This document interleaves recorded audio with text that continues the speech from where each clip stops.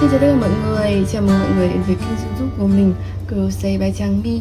Và trong cái video ngày hôm nay thì mình sẽ dẫn các bạn cách móc một chiếc túi tỏi nhỏ nhỏ xinh xinh như thế này.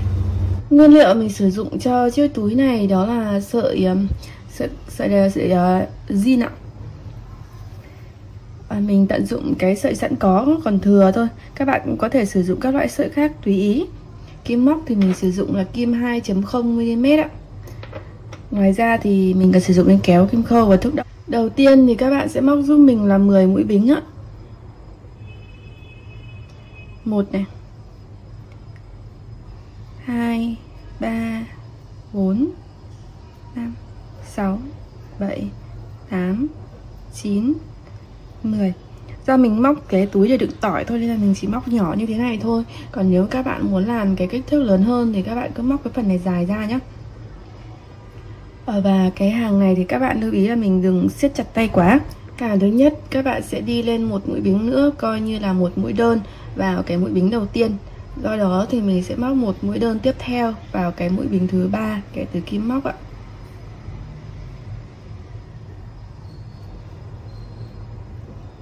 Rồi sau đó các bạn sẽ móc một mũi đơn vào mỗi mũi bính này cho đến khi hết hàng rồi ạ.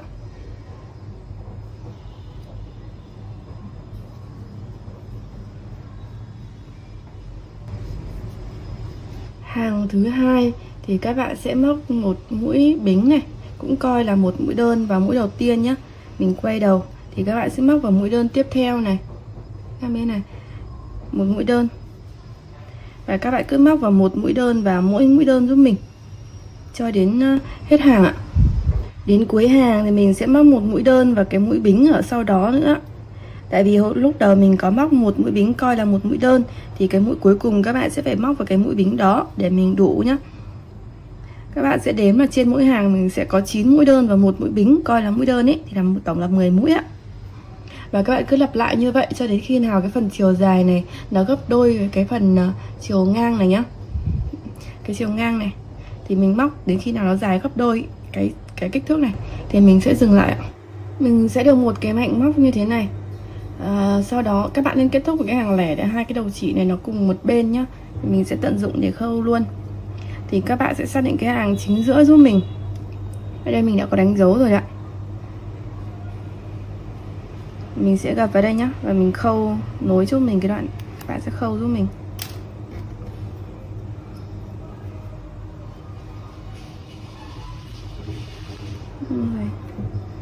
Mình sẽ khâu nối cứ tương ứng một hàng với lại một hàng với nhau thôi, nối cái điểm vào chính giữa.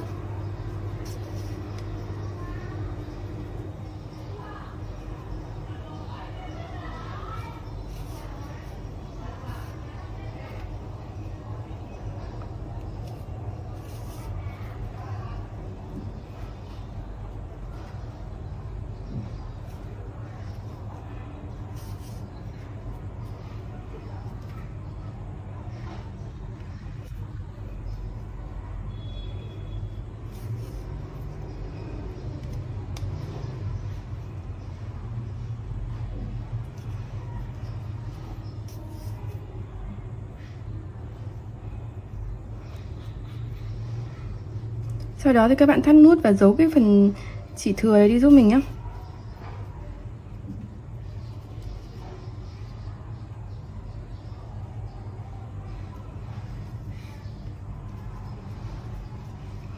Mình giấu luôn dưới những cái hàng mũi đơn của mình đây này.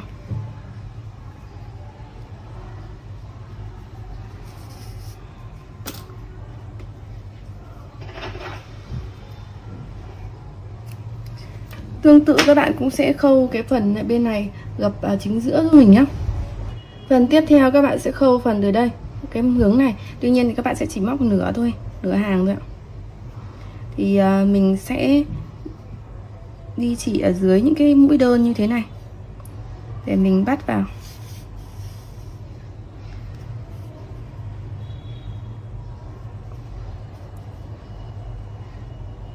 Không cần chính xác là nửa hàng, mà mình chỉ cần làm sao để cái đầu này của mình nó có thể vừa được cái tỏi nhét vào ấy ạ. Đây nhá, mình bắt đầu khâu nối hai cái phần này nhá. Các bạn cũng khâu nối tương tự và sau đó giấu chỉ đi ạ. Các bạn khâu tiếp cho đến hết và giấu chỉ nhá. Tương tự thì đến cái cạnh tiếp theo này, các bạn cũng sẽ khâu một nửa từ đây cho đến phía cuối. Mình sẽ hở cái đoạn này ra để làm chỗ đưa tỏi vào ấy ạ. Thì các bạn sẽ khâu về phía này nhá, phía gập này ạ. Mình sẽ có cái phần để đưa tỏi vào như thế này nhá. Thì đến đây các bạn sẽ móc cái quai đeo và thêm hạt gỗ để làm chốt ở phần miệng túi.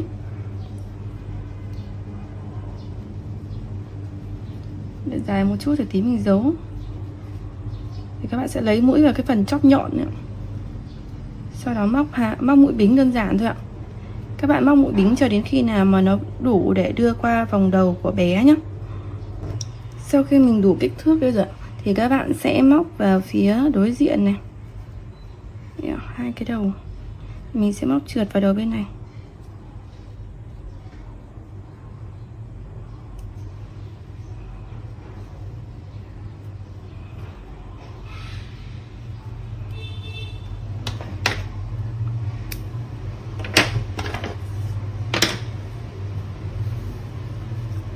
Các bạn sẽ đưa cái hạt gỗ này của mình qua cái phía này nhá.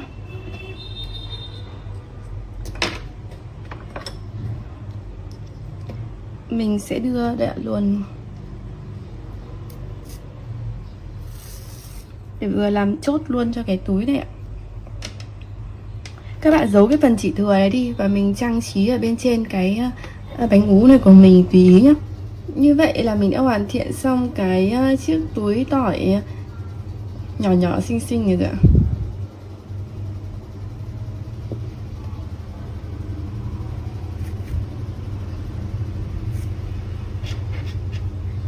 Chúc các bạn thành công nhé. Và đừng quên like, share và subscribe kênh YouTube của mình Closet by Trang My nếu các bạn thích những cái video của mình.